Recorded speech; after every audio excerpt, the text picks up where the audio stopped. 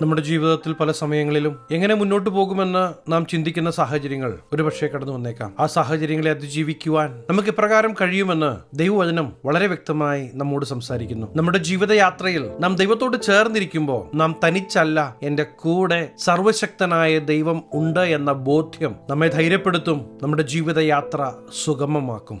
ശൗലിന്റെ മുമ്പിൽ നിന്ന് പ്രാണരക്ഷാർത്ഥം ഗുഹയിലേക്ക് ഓടിപ്പോകേണ്ടി വന്ന ദാവീദ് ഇപ്രകാരം പാടുന്നത് നമുക്ക് സങ്കീർത്തനങ്ങൾ 57 2 വാക്യത്തിൽ കാണുവാൻ കഴിയും. അത്യുന്നതനായ ദൈവത്തെ ഞാൻ വിളിച്ചപേക്ഷിക്കുന്നു, എനിക്ക് വേണ്ടി സകലവും നിർവഹിക്കുന്ന ദൈവത്തെ തന്നെ. ഇവിടെ ദാവീദിന്റെ ഒരു ഉറപ്പ് കാണുവാൻ കഴിയും. ഇപ്പോൾ ഞാൻ പ്രാണരക്ഷാർത്ഥം ഓടിപ്പോകുന്നുവെങ്കിലും എനിക്ക് വേണ്ടി പ്രവർത്തിക്കുവാൻ കഴിയുന്ന ഒരു ദൈവത്തെയാ ഞാൻ വിളിച്ചപേക്ഷിക്കുന്നത്. ആ ദൈവത്തിന്റെ പ്രവൃത്തി താൻ കാണുമെന്ന് വിശ്വസിക്കുന്നത് കൊണ്ടാ അപ്രകാരം അവിടെ പറഞ്ഞു വെക്കുന്നത്. നമ്മുടെ ജീവിതയാത്രയിൽ കൂടെ ഉണ്ടാകുമെന്ന് നാം വിചാരിച്ചവർ പലരും നമ്മുടെ ആവശ്യ സമയങ്ങളിൽ കൂടെ കാണുകയില്ല. എന്റെ ശബ്ദം കേൾക്കുന്ന പ്രിയ ദൈവവേദലേ, നിങ്ങൾ ഭാരപ്പെടരുത്.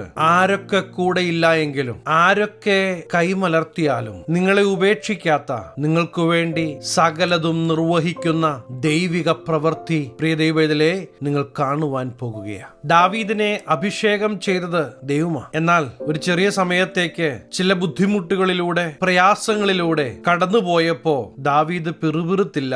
ദാവീദ് തന്റെ ദൈവത്തിലുള്ള വിശ്വാസത്തെ വിളിച്ചു പറയുകയാണ്. ഇന്നെന്റെ ശബ്ദം കേൾക്കുന്ന നിങ്ങൾ കടന്നു പോകുന്ന സാഹചര്യങ്ങളിൽ പിറുപിറുക്കാതെ, പള്ളു പറയാതെ, എനിക്ക് മുന്നേറുവാൻ കഴിയുകയില്ല എന്ന് പറയുന്നതിനു പകരം എന്നെ വിളിച്ച ദൈവം, എന്നോട് കൂടെയുള്ള ദൈവം എനിക്ക് വേണ്ടി പ്രവർത്തിക്കുമെന്ന് പറഞ്ഞു തുടങ്ങുക. അങ്ങനെ നിങ്ങൾ പറഞ്ഞു തുടങ്ങുന്നുവെങ്കിൽ തീർച്ചയായും ഈ ദിവസങ്ങളിൽ തന്നെ ദൈവത്തിന്റെ പ്രവൃത്തി നിങ്ങൾ കാണും. വിശ്വാസത്തിന്റെ വാക്കുകൾ നിങ്ങളുടെ വായിൽ നിന്ന് പുറത്തു വരട്ടെ. നിങ്ങളെ സ്നേഹിക്കുന്ന യേശു ക്രിസ്തു നിങ്ങൾ വിഷമിക്കരുത് എന്ന് ആഗ്രഹിക്കുന്നത് കൊണ്ടാ ഇത് എന്നെ കൊണ്ട് നിങ്ങളോട് പറയിക്കുന്നത്. പ്രിയ ദൈവത്തിലെ, സാഹചര്യങ്ങൾക്കനുസരിച്ച് പ്രവർത്തിക്കുന്നത് മനുഷ്യരാ. എന്നാൽ ദൈവത്തിന് ഒരു സാഹചര്യവും പ്രവർത്തിക്കുവാൻ തടസ്സമല്ല. ഇത് നിങ്ങളുടെ മനസ്സിൽ വെച്ചുകൊള്ളണം. സാഹചര്യം എന്തുമാകട്ടെ, സാഹചര്യങ്ങളെ അനുകൂലമാക്കുവാൻ കഴിയുന്ന ഒരു ജീവിക്കുന്ന ദൈവത്തിന്റെ പ്രവൃത്തി നിങ്ങൾ വിശ്വസിക്കുന്നെങ്കിൽ നിങ്ങളുടെ ജീവിതത്തിൽ വെളിപ്പെടുവാൻ പോകുകയാണ്. അതിന് നാം എന്താ ചെയ്യേണ്ടത്? നാം ചെയ്യേണ്ടത് ഇത്രമാത്രം: നമ്മുടെ ജീവിതയാത്ര യേശുവിനോട്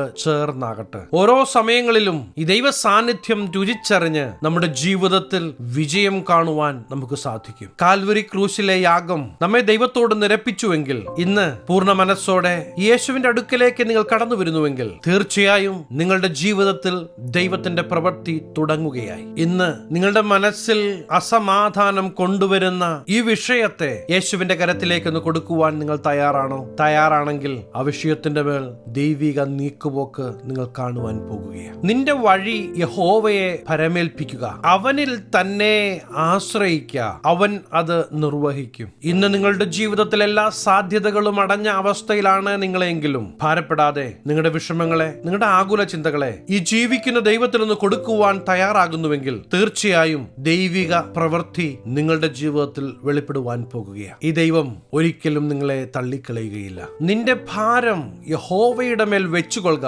അവൻ നിന്നെ പുലർത്തും.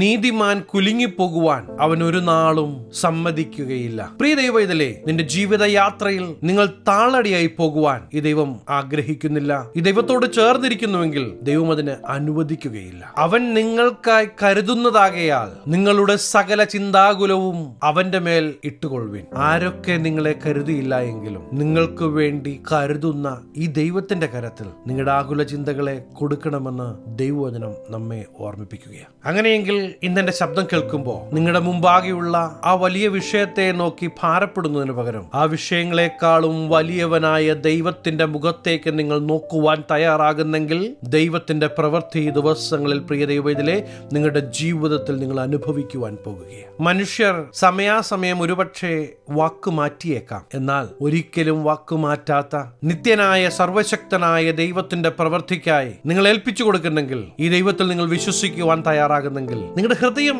ഈ ദൈവത്തിന്റെ മുമ്പാകെ തുറന്നു കൊടുക്കുവാൻ തയ്യാറാകുന്നെങ്കിൽ തീർച്ചയായും ദൈവത്തിന്റെ പ്രവൃത്തി പ്രിയ ദൈവത്തിൽ നിങ്ങളുടെ ജീവിതത്തിൽ വെളിപ്പെടുവാൻ പോകുകയാണ്. ഹല്ലേലൂയ! അതെ, ഇന്നും ജീവിക്കുന്ന ദൈവത്തിന്റെ കരങ്ങളിൽ നിങ്ങളുടെ ഭാവി ഭദ്രമാണ്. നിങ്ങൾ ധൈര്യത്തോടെ ഒന്ന് എഴുന്നേൽക്കണം. ഈ യേശു എനിക്ക് വേണ്ടി പ്രവർത്തിക്കുമെന്ന് വിശ്വസിക്കണം. യേശുവിനോട് കൂടെയുള്ള നിങ്ങളുടെ ജീവിതം തീർച്ചയായും നിങ്ങളായിരിക്കുന്ന പട്ടണത്തിൽ നിങ്ങളൊരു അനുഗ്രഹമാകും. കാരണമാകും. നിന്ദിക്കുന്നവരുടെ മധ്യേ മാനിക്കുന്ന ദൈവത്തിന്റെ പ്രവൃത്തിയെക്കുറിച്ചാ ഞാൻ നിങ്ങളോട് പറയുന്നത്. ശത്രു നമ്മുടെ മനസ്സിൽ കൊണ്ടുവന്നിടുന്ന ചിന്തകളെ യേശുവിന്റെ നാമത്തിൽ നമുക്ക് പുറത്താക്കാം. വിടുവിക്കുന്ന, ശക്തീകരിക്കുന്ന, വഴി നടത്തുന്ന ദൈവത്തിന്റെ സാന്നിധ്യത്തിനായി ആഗ്രഹത്തോടെ യേശുവിന്റെ അടുക്കിലേക്ക് നമുക്ക് അടുത്തു ചെല്ലാം. തീർച്ചയായും നിങ്ങൾ ദൈവ സാന്നിധ്യം അനുഭവിക്കും.